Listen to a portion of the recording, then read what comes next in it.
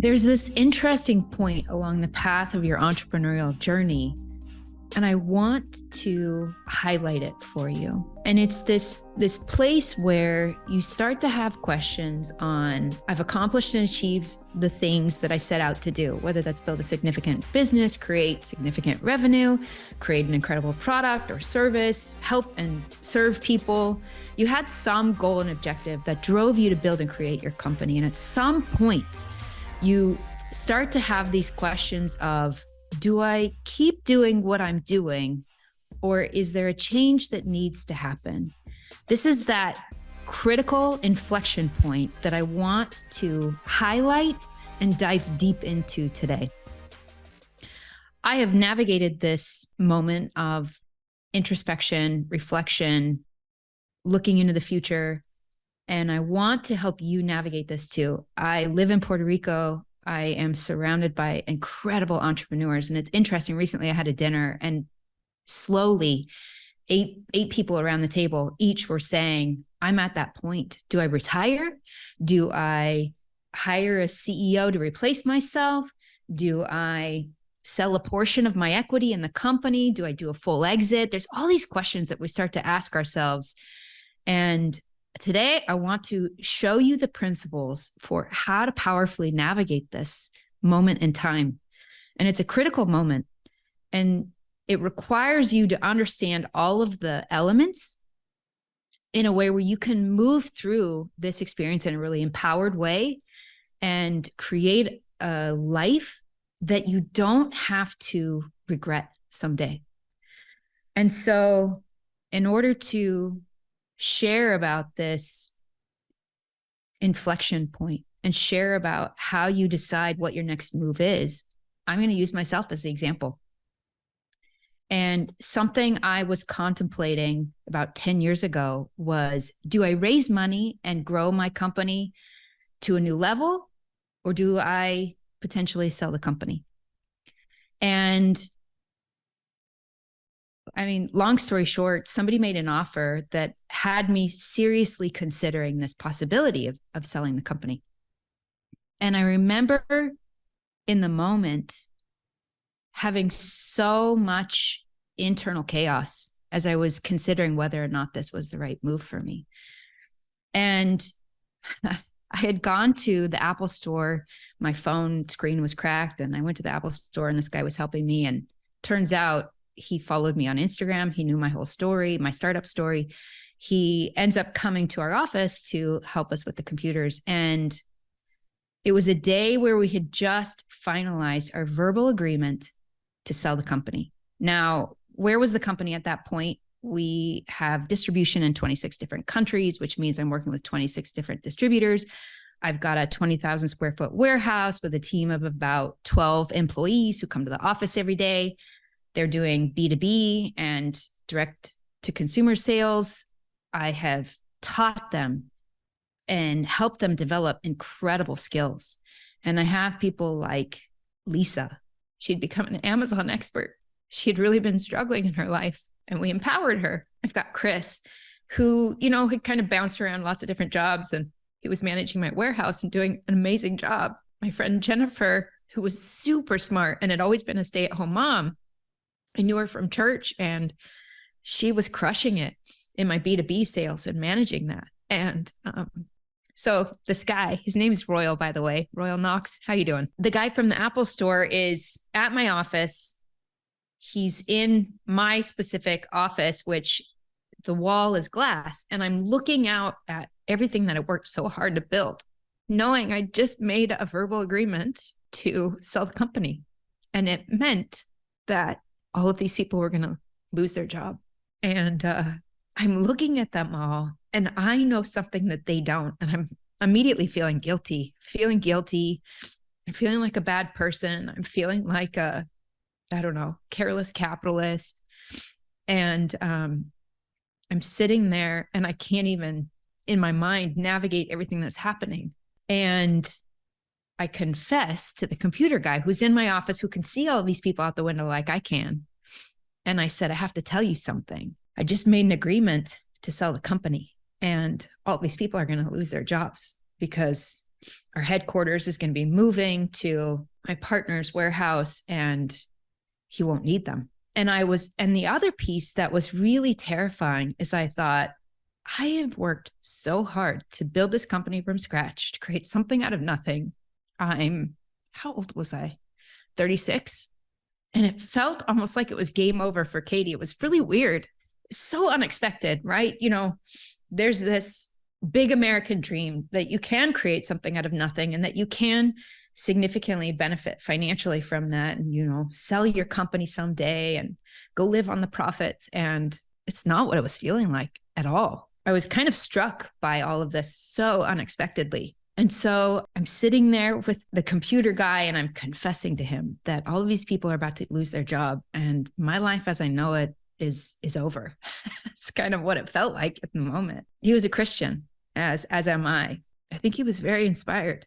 And he said, Katie, you're looking at everything that you've built and you're thinking, this is the culmination. This is it. Like, this is as high as I can get. And maybe God's looking down on you right now saying, this is just the beginning of your story. And to help you see kind of the level of complexity to all of it, literally had built something out of nothing to the level where we had international distribution, we had lots of publicity and patents and trademarks and B2B sales, managing manufacturing overseas, working with our distributors to market our brand in 26 different countries. Like, it was really felt like really important, really significant, very complex.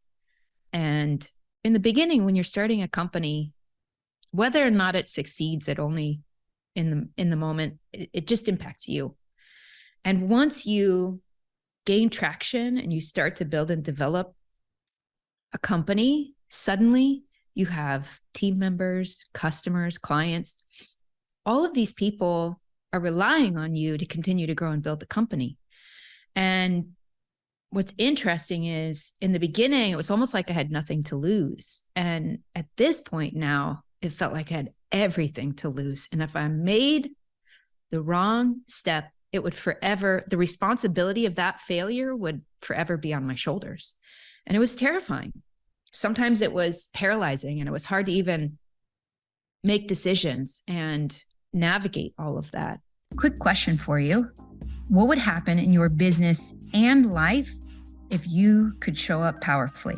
As a coach to high-performing entrepreneurs, I help intelligent people like you do just that. And if you want to be inspired by people who are getting more done in 90 days than most people do all year, I'm going to invite you to go check out my case studies. The website is now.katierichardson.com/case study. And the cool thing is we've got so many case studies there. You can find an entrepreneur who's just like you. I've also got a link for you down in the show notes. Okay, back to the show. And so I want to take a second and kind of pull this apart a little bit on how do we even begin to start navigating these questions of, do I sell my company? Do I bring in a partner? Is it a partial sale? Am I fully exiting the company? If I do sell it, who do I want to be the one to come in and continue to grow the company? Who's that right next owner? And there's so many questions that are going through your mind. Maybe you're at a point where you've been doing what you're doing for 5, 6, 7 years, and you're maybe even saying, I've accomplished the thing that I set out to do. And now I'm in this place where I don't know where the next move is. I don't know if I continue to do what I'm doing. Maybe there's a whole new arm of the company that I start to build and create. Maybe I introduce digital products to my physical product company, or maybe it's the opposite. Maybe you've had a digital company and maybe there's a physical product that we need to bring in. But the point is, there's this critical inflection point where what you've been doing up until this point just no longer feels right. And how can we begin to answer these many questions that are popping up in your mind in a way that it has you moving into a future that you don't look back on and regret? So I want to share a few things. The first is to be open to new possibilities. Oftentimes our mind says, either I sell the company or I don't. Either I sell the company and I'll always be feeling like I let go of the thing that was so hard to build, or I don't sell the company and I feel trapped and I feel like I'm just even in the rat race. I don't know, but I feel stuck. And I want to introduce you to the idea that maybe there's something beyond that. So be open to the possibility that there's maybe a different option that you're not considering. The second is I want you to be brutally honest with yourself about what you want long term. For me, at that time, I had developed myself quite significantly as a product designer and as an entrepreneur, leading a team. I had actually gotten really good at sales and negotiations. And in a lot of ways, I'd kind of mastered a lot of those things. And the idea of letting go of all of that and trying to start over in another area, what? That's like, who does that? That's crazy. It's not fun being at the beginning of something and not being good at it and just sucking at it. That's not fun. And so being brutally honest with yourself about what you want long term. At that time, I had these really faint whisperings of, hey, Katie, maybe you could be on stage. Or, hey, Katie, maybe you write a book. And I was like, what? Nah, I don't know. I mean, me? And again, they were just kind of faint whisperings. Hey, Katie, maybe you could help other people in their business.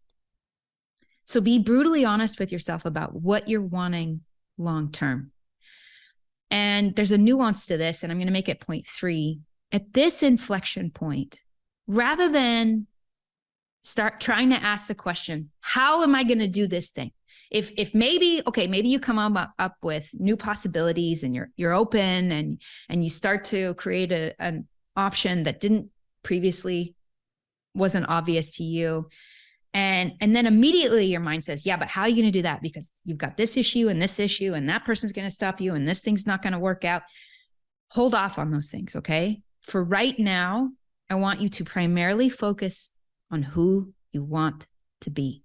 So I'm going to take you back to my friend Royal. I was getting really caught up in what's my next thing? What's the next thing I'm going to do?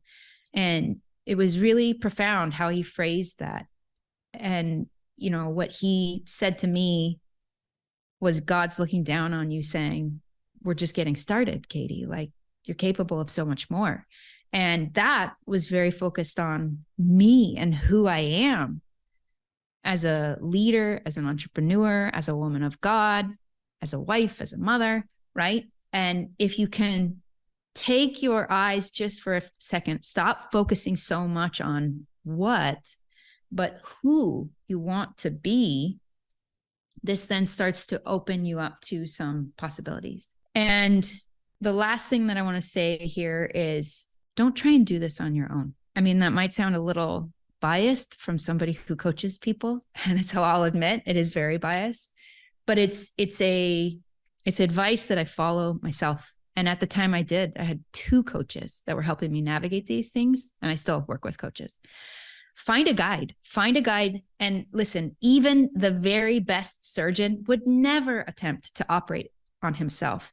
And this level of introspection, this level of creating the next season and seeing into the future, it's very hard to do on your own. At the time, I felt like I was wandering in the wilderness, and I didn't have a direction that I was clearly going. I could go this direction. Or what about that direction? And maybe I do this. What if I did that? And I could see myself jumping from one idea to the next. Yeah, that one's really good. Maybe I do that. Oh, what about this?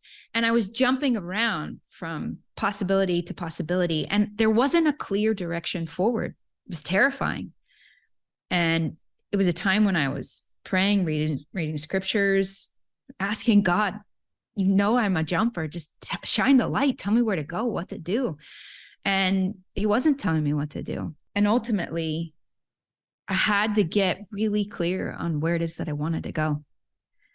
And so not only did I feel like I was wandering in the wilderness, I felt like I didn't have any sort of instrument to help me even get there, right? I vaguely was saying something needs to change. I knew that I couldn't keep doing what I was doing, but what that meant and what it actually looked like, I had no idea.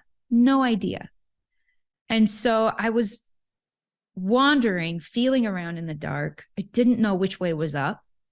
And I certainly didn't have an instrument to help me navigate those things because there wasn't even a clear direction. So having a guide is huge in being able to navigate these things. And like I told you in the beginning of this story, I made a decision. And ultimately, that's what needs to happen here at the end is you've got to make a decision and jump. Now, what happens on the other side of that jumping, we're going to talk about in the next episode. This is a 4-part podcast series where I am talking about what to do when you find yourself at this inflection point and you say to yourself, something has to change. I can't keep doing what I'm doing. Either it's no longer working in your current arrangement with business. Maybe the needs of your family has changed and you need to spend more time at home. Maybe you are feeling like things are not working between you and your business partner. Maybe you're feeling like you want to work significantly less hours. Therefore, something has to change.